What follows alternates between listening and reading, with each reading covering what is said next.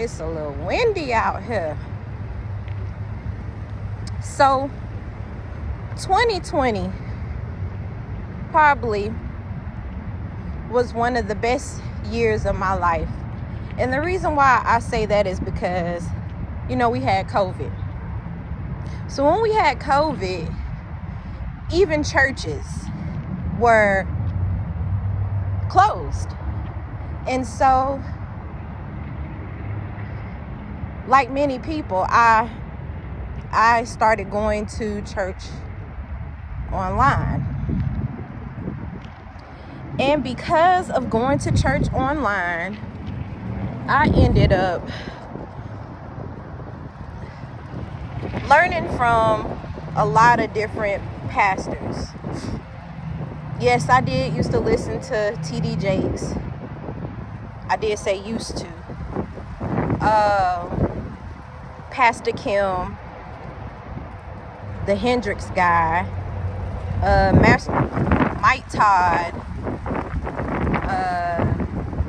Sarah Jakes and her husband. And I would just leave one and go to the next and take my notes and feel fed. And I did my praise and worship daily. But viewing these pastors online, I started getting different things on my YouTube feed. And I want to say,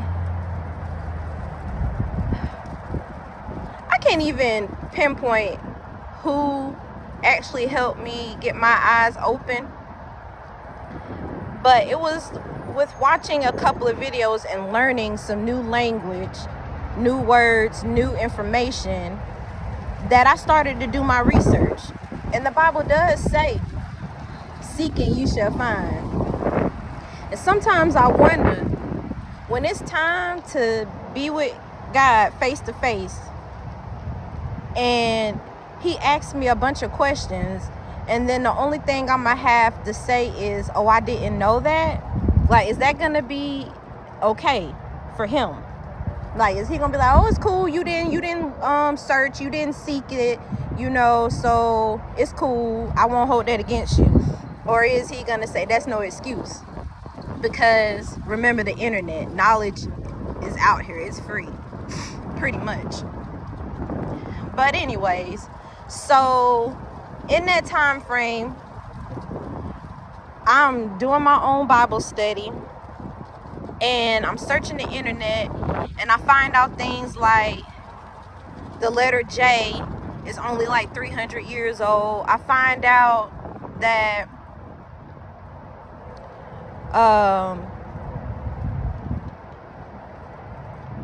Jesus was a name, I want to say that was Greek. I found out that the Sabbath was changed from Saturday to Sunday. I found out that these holidays that we're celebrating are really holidays. And I always felt some type of way about these holidays. But then it started to make sense to me. The enemy distracted Eve in the garden by telling her that she wasn't gonna die. She was gonna gain knowledge and be like God. See, he distracted her from the part about death, because guess what? She ain't here today. She died eventually, And so that's what the devil out here doing now. He's sneaky, just like a little lion.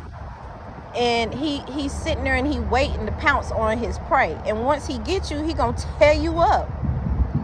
So that's why we have so many distractions. And you really do have to seek it out for yourself to get an understanding. Another thing that I found out was that they took books out of the Bible.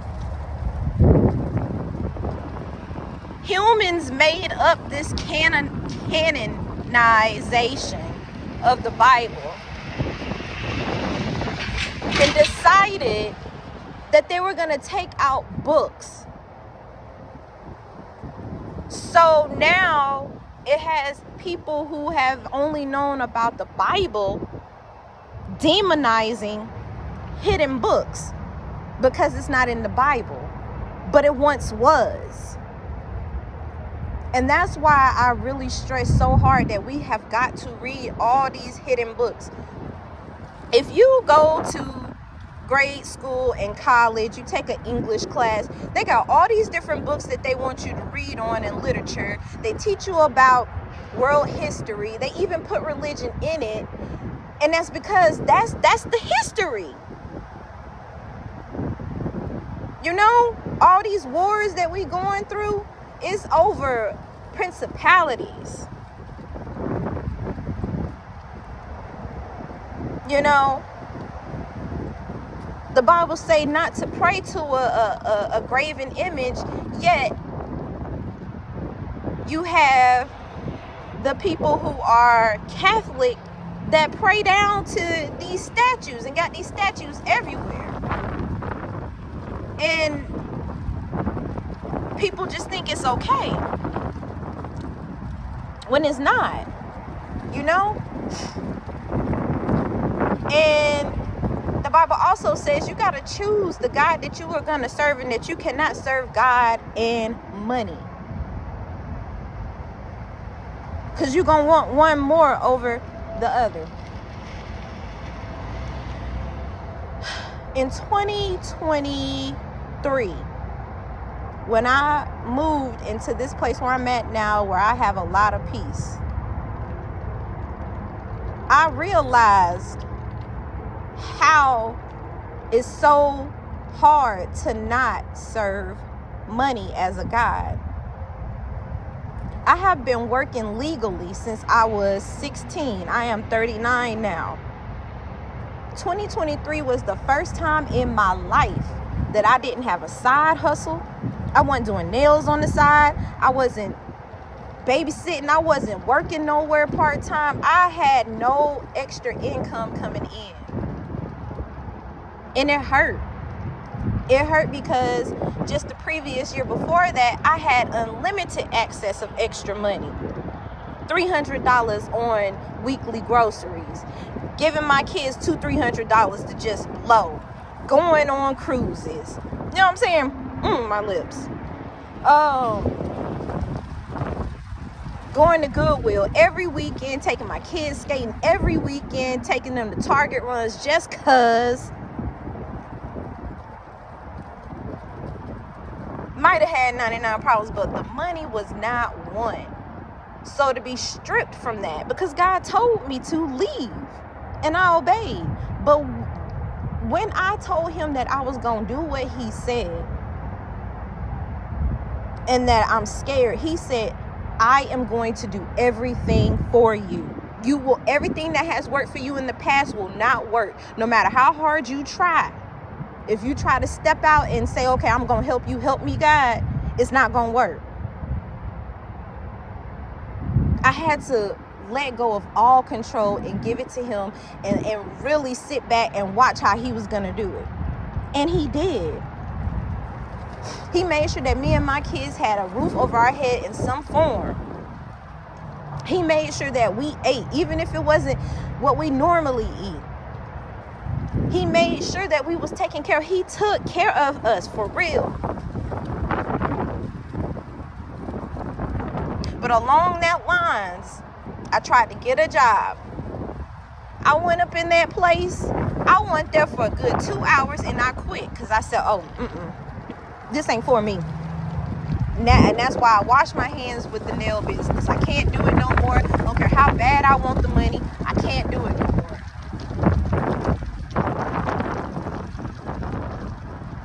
Then I get here and I start filling out job applications, you know, and I'm not getting nothing back. But come to find out through the internet, that's what everybody going through. These jobs are putting up ghost jobs, not really hiring. And then the one that did want to give me an interview was like 30 miles away. I'm like, I had to think about it. I'm thirsty to get a job that bad, and it don't make sense. If I don't have a car and I got to go 30 miles there and 30 miles back, then I'm working to work. I wouldn't have no extra money to do nothing. So I said no. And that is what it means to obey. You know?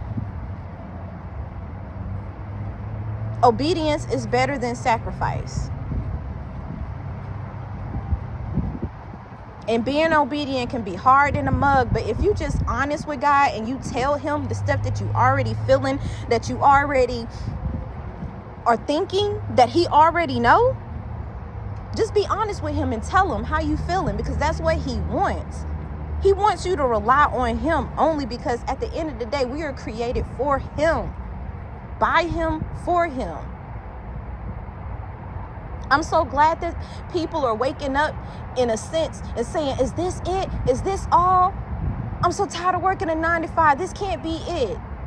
It isn't it. That's the scheme of the devil, to make y'all think that we here to go to school, get an education, go to work, get a house, get a car, pay bills, buy things. It's like we forgot where we came from. We used to be okay with having land, having wood, having animals. An extra pair of clothes, an extra pair of shoes was a luxury. Now we gotta have 1,000,001 things. It's a distraction.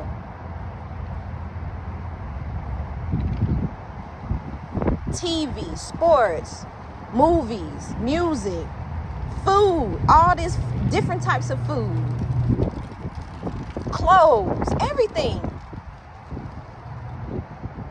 It's all a distraction.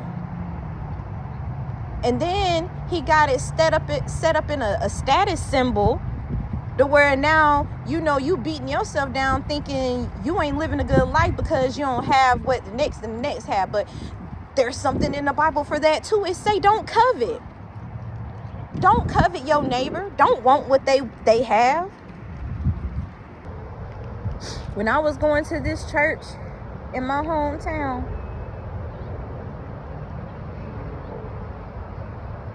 I was faithful. I was there every Sunday. I tithed like I had been there for 10 years, but I had only been there for a couple of months. Then I moved a little bits away from the church. And I still wanted to go to church. So I asked if I could get help with transportation to church.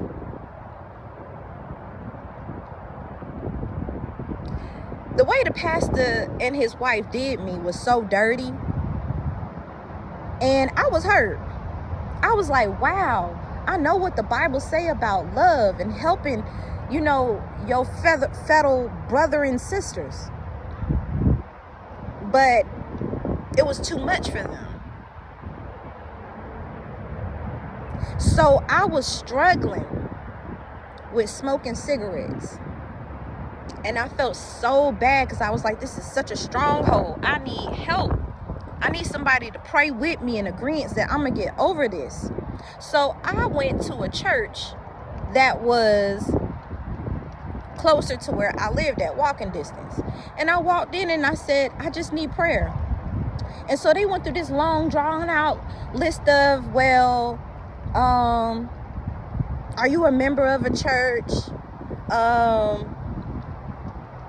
They flat out told me that I can't be church hopping, that I should have went to my church for the prayer. And I said I did. They didn't answer their phone, and I left a message and they never replied back. So that's why I came here. And I was confused. I was like, dang, is it really about this church, that church? Aren't we all supposed to be God's children? Oh, so it's okay when y'all have pastor day and choir day, and you can go to this church and this pastor can come preach at this church, but it's not cool when a soul really need help. And that right there was my last time dealing with churches, man. And I washed my hands of it.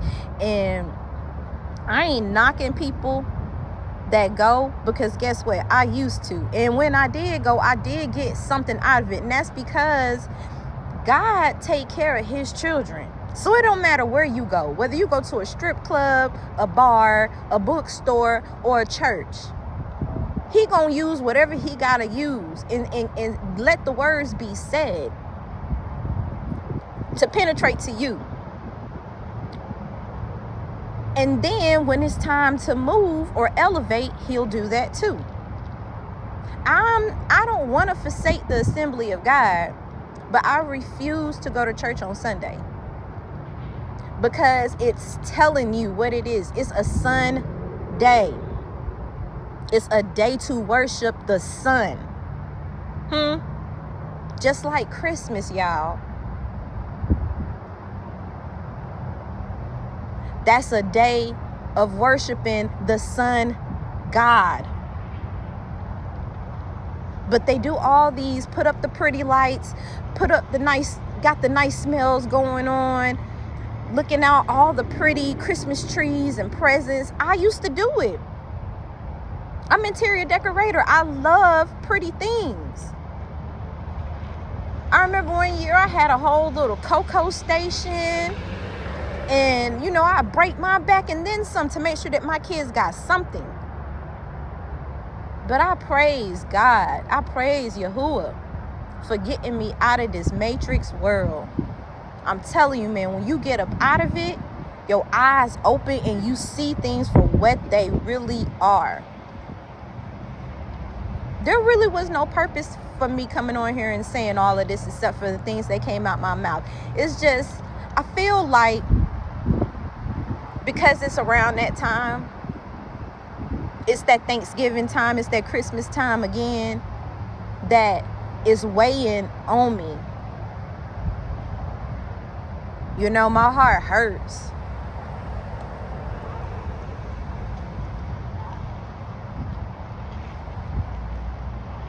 You pray, you know better, you do better.